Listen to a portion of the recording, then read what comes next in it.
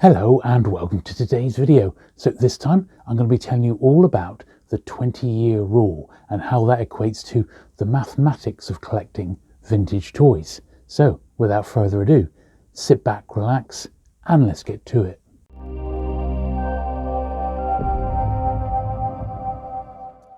So what do I mean by the 20-year rule? Well, when I first started collecting old toys, it was probably about 1985, 1986. And back then, there were a handful of little collectors' shops, and there were collectors around starting to buy up vintage toys, which were basically from 20 years previous to that date. So this is in the mid-80s. They were picking up toys from the mid-60s. So stuff like Doctor Who, Jerry Anderson stuff, Thunderbird, Stingray, Captain Scarlet. James Bond stuff was very hot. The Man from U.N.C.L.E., original Action Man toys. That sort of era was very, very popular and started to get more popular as the 80s went on. But by about 1985, it had reached that 20-year point, and it had just suddenly become, almost out of nowhere, the prices started to shoot up because the actual merchandise had hit that 20-year spot, and for some reason nostalgia kicked in and the collectors had got to a certain age and people started zeroing in on it. Now, I've likened this to a lot of other collectibles. So Star Wars, for example, when were those first toys out? 1978. So by the 20-year rule, we'd be looking at 1998. However, Star Wars started to get a real resurgence in the mid-90s. So from about 95, 96, so a little bit before the 20-year rule, things started to go crazy. The people who did very well were the ones who were picking up Star Wars, say 10 years after those original toys had come out. Because back then, you could still find them in the shops, and that's true. I personally found hordes of Star Wars stuff in shops that were still on the shelf that were remaining unsold. Prior to that, even further back, if you think of something like the Mego World's Greatest Superheroes, now that line was released in 1972, yet was an established collectible really from about 85, 86. There was people trying to pick up the whole lot, and by then, even though the prices back then were cheap, that was the start of them to start going crazy. So I can remember in the mid to late 80s seeing original Mego carded figures, really tough ones to get by today's standards, on offer for 20, 25 pounds, peanuts by today's standards. But that was the start of it, and the prices never came down. They just started going up and up and up as that 20-year rule kicked in, and then prices and collectors sort of coming into the market, spurring demand and driving the prices. This has happened before with lots of other series. You've got the He-Man figures, Masters of the Universe. They started in 1982, and the 20-year rule would apply, early 2000s, or 2002, maybe even before that. Those figures got hot.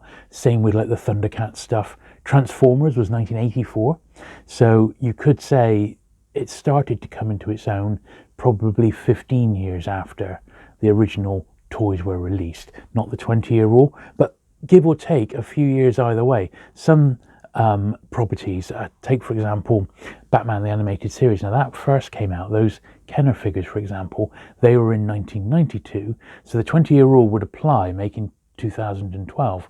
But I know for a fact that a little bit before that, those figures started to get a bit more in demand as nostalgia started to kick in. Same with other series like Power Rangers 1993. That would make it 2013, or Spider-Man, the Animated Series. Now that was 1994.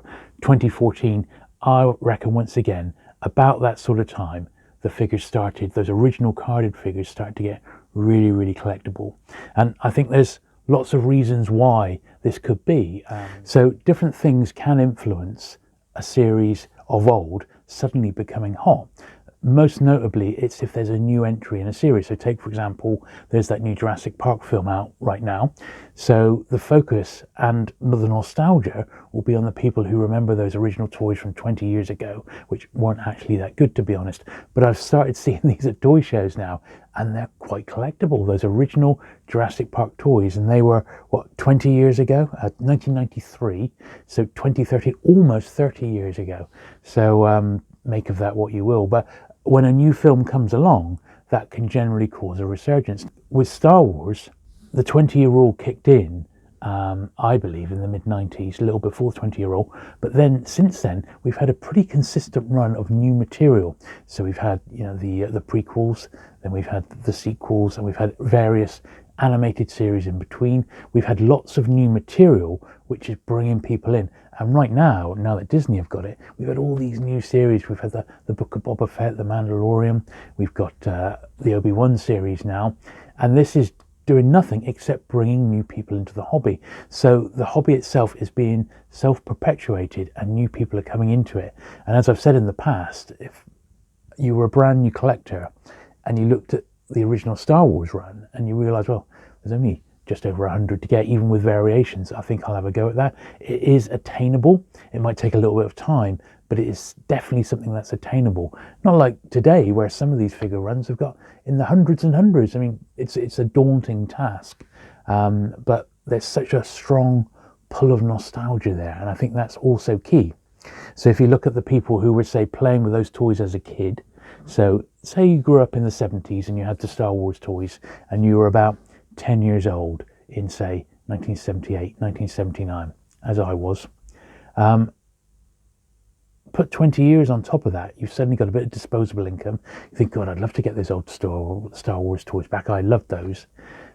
What's stopping you? There's lots of avenues to go and get that now. You can just jump onto one of the Facebook groups. You can join a few. There's always people selling spares from their collection on there. Go onto eBay. If your pockets are deep enough, you can pretty much source just about anything. And putting together a set of loose figures wouldn't be that difficult to do if you've got unlimited funds. It's something that can be done.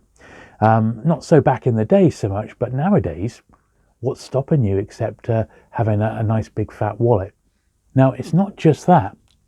Don't forget, collecting old toys is almost considered cool these days. And certainly I remember back in the 80s when I was picking up toys, I was going into toy shops and I was getting some very strange looks when I was buying multiples of certain figures, or even when the 1995 Power of the Force figures came out and I was going into Woolworths, I said, have you got any Princess Leia's? Oh yeah, I'll take all of those, because that was like the short packed one. But as collectors, we're the ones having the last laugh, because our investments and the money that we put in to our hobby of the toys that we loved is, back in the 80s, is really, really paying off today. Of course, I've seen this happen in other hobbies where almost like the 20-year rule applies. So like comics, for example, where comics from 20 or 25 years ago suddenly become nostalgic, and the collectors want to get those original ones back that they had as a kid. Maybe they didn't quite get them all and they want to fill in the missing issues that they didn't get.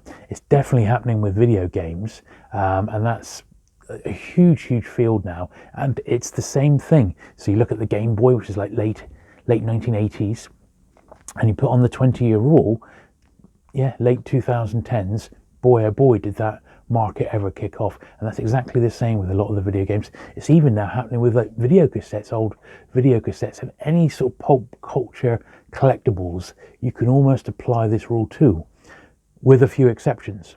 So there are a few factors where this rule does not apply, and basically it's because the 20-year rule has been and gone, and those collectors are dying out. And it's a horrible thing to say, but it's true. So back in the day, say prior to when I was growing up in the 70s, you would still see adverts in the comics for become a stamp collector, send off a postal order for 25p and get 1,001 stamps back, which would then sort of turn you into a stamp collector.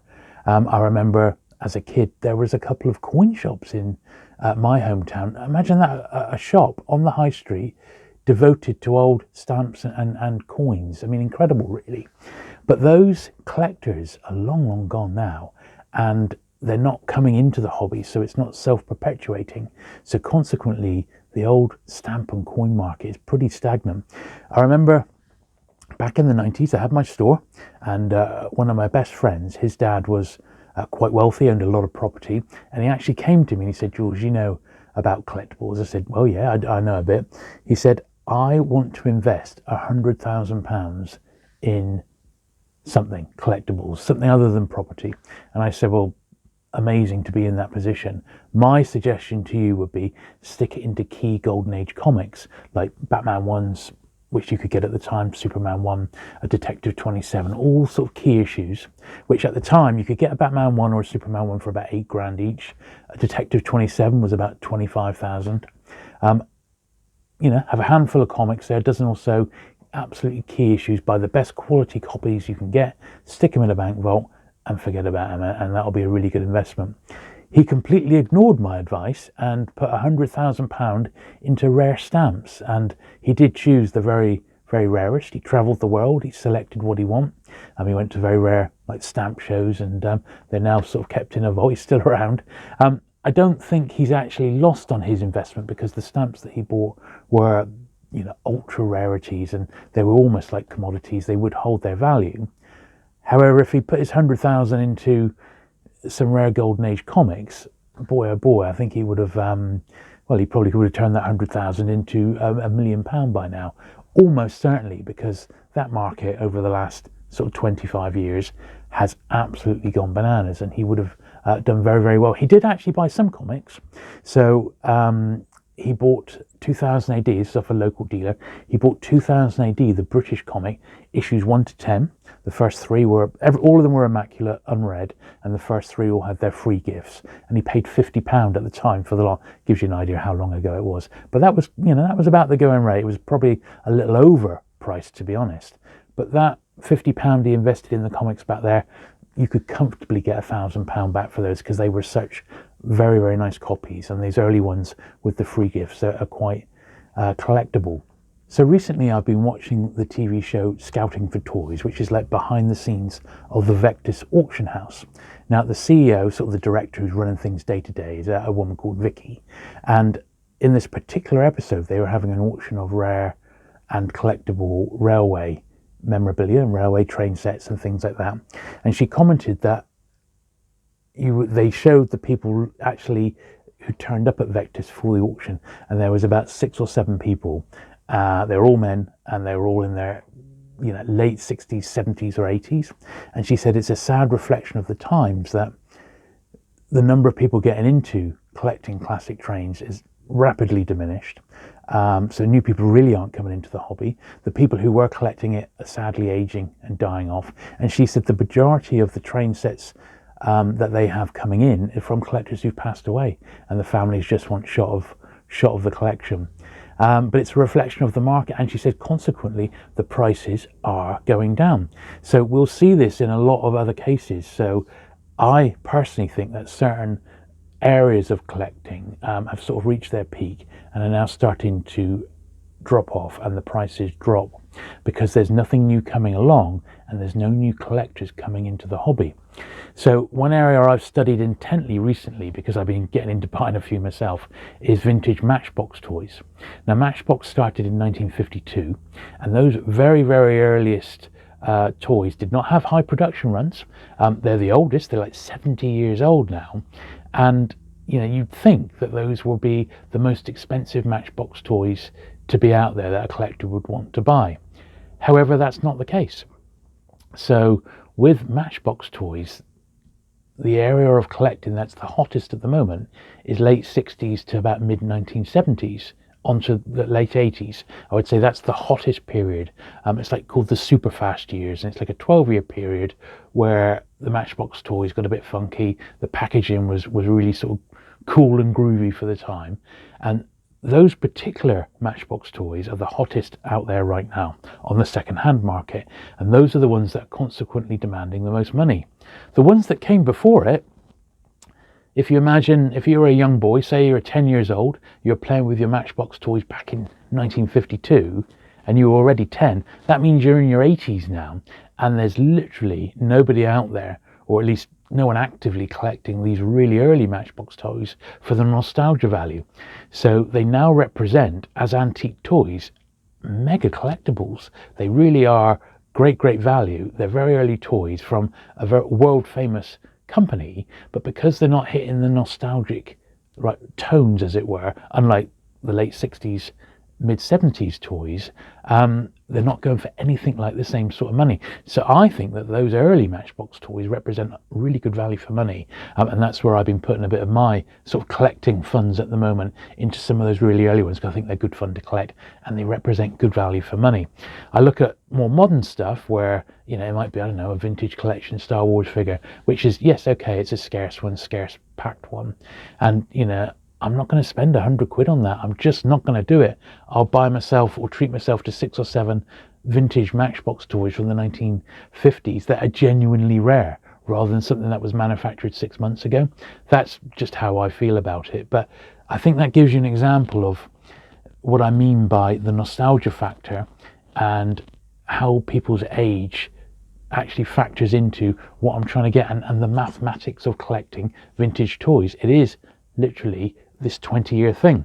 Now, I am also reminded, there's another friend of mine, he was a toy dealer, still is to this day, and back in the 90s when we started going to his shop, he would be, every month he'd fill up a big cardboard box and he'd date it, so say, I don't know, May 1995, and he'd be filling it up throughout the month. He'd just keep an open box next to him, and as bits and pieces came in, new stuff, new toy lines, if it was something scarce, sometimes older stuff, it would all go into this box, and at the end of the month he'd seal it up, store it away, and then he'd get a brand new big box, and it would be June 1995. And every single month for years and years and years, he would fill up a box not to be opened for 20 years. So all I can imagine is, and I've yet to actually ask him about this, I'm certain he's been through and he's started opening these boxes 20 years later. And believe me, back in the mid-90s, the stuff that he was putting in these boxes, like, you know, carded Star Wars and old Mego carded figures and things like that, boy, oh boy, that was a really, really good thing to do. And he was working on this 20-year rule. So it would seem that the best advice I can possibly give you is buy the toys either at the time or just after a line is starting to wane, when they go a bit cheap. Keep them as mint as possible for at least a minimum of 20 years. And then when they come out, they're going to start to really appreciate in value, because that nostalgia is going to kick in. It's so difficult to look today at what the youngsters are playing with and what they might be nostalgic for in 20 years time. The only thing I can really think of based on my son and what he was playing with when he was growing up is Lego, and some of the branded Lego sets like Ninjago, the Star Wars Lego, of course. That's the sort of stuff I think he is going to have a little twang of nostalgia for when he's in his mid-30s, and that's the time then to pull that stuff out if you've got it, and make hay while the sun is shining, and you'll make a lot of money on that. So there you go. I hope you found that quite interesting and a bit of food for thought about the mathematics of collecting vintage collectibles and the 20-year rule. I'd be very, very interested to know your thoughts about it. What do you think? Do you think this applies to other areas of collecting? You let me know. Thanks very much for watching today. I do hope you found it enjoyable. If you've not already, do please hit that subscribe button and do smash the like button. Thanks very much for watching today, and I shall see you again very soon. Bye.